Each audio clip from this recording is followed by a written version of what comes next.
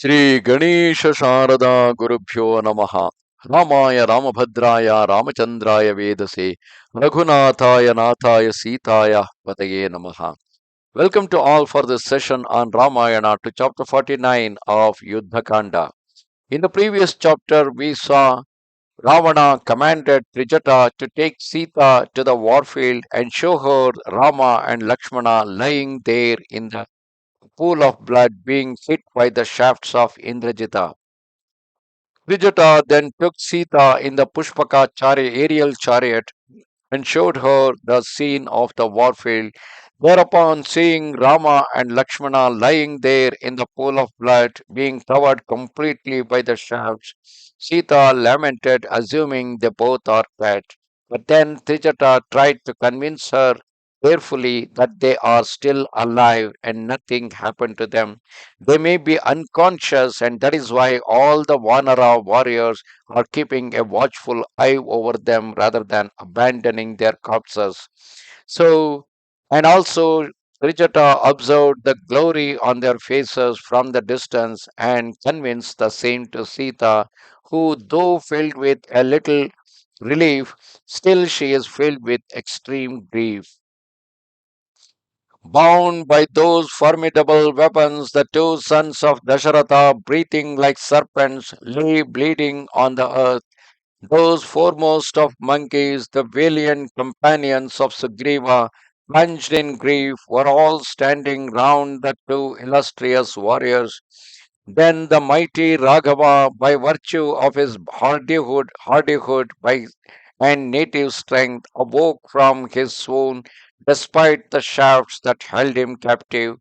Beholding his brother bleeding, unconscious, tightly bound, and his features changed, Rama, full of grief, lamented thus: "Of what use to me is the recovery of Sita and even life itself, since my brother, now lying before my eyes, has been struck down in the fight? It were possible for me to find a consort equal to Sita in this world of mortals, but not a brother, friend, and comrade in arms such as Lakshmana. If he has returned to the five elements, he, the increaser of Sumitra's joy, I will yield up my life breaths in the presence of the monkeys. What shall I say to my mother Kausalya or to Kaikeyi if I return without Lakshmana? How shall I console Sumitra, trembling and crying out like an osprey who sighs for her son's return from whom she has been separated so long?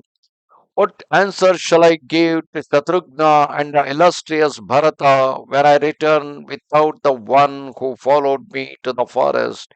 Nay, I should not be able to endure Sumitra's reproaches. I will leave my body here. I am unable to continue living.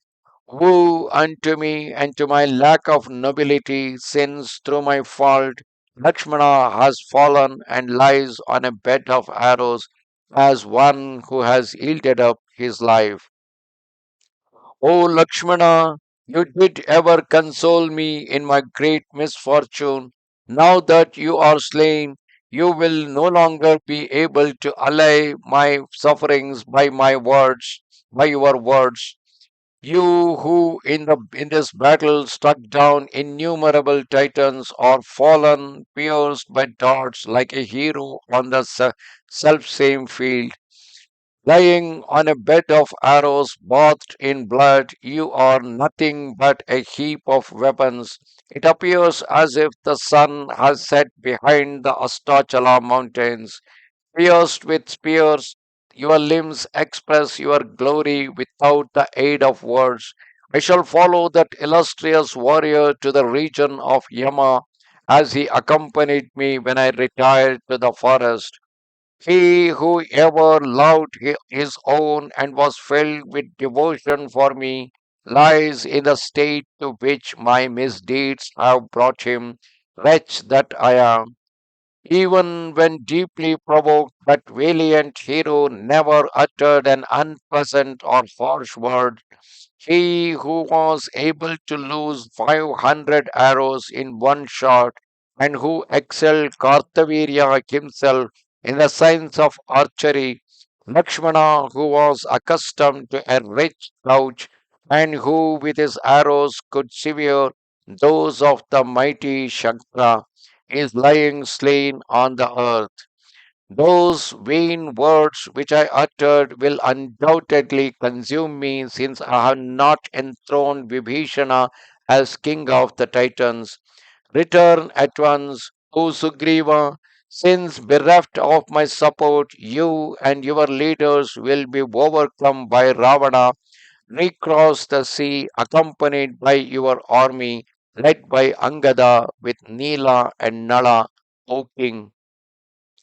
I am fully satisfied by the great military exploit of Hanuman, impossible to any other, and by that accomplished by the king of bears and general of the Golangolas, that which Angada, Mainda, and Devida did, the terrible combat that Kesari and Sampati sustained, the formidable struggle in which Gavaya, Gavaksha, Sharabha, Gaja, and other monkeys who are willing to sacrifice their lives for me.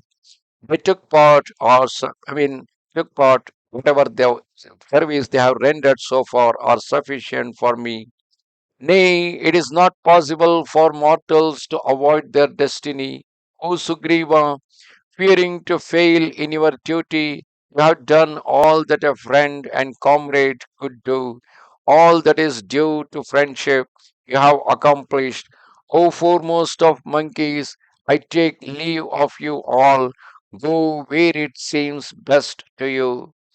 Hearing Rama lament thus, the monkeys allowed tears to fall from their reddened eyes, when at that moment Vibhishana, having established order in the ranks of the army, mace in hand, hurried to rejoin Raghava. Seeing Vibhishana, who resembled a mass of delirium, buzzing towards them, thus the monkeys thinking him of to be Indrajita, they fled away from the spot. Thus come to the end, chapter 49 of Yuddha Kanda in Ramayana. Namaste Sharada Devi, Kashmira Puramasini, Twamaham Prarthaye Nityam, Vidya Danancha Dehime. Goodbye.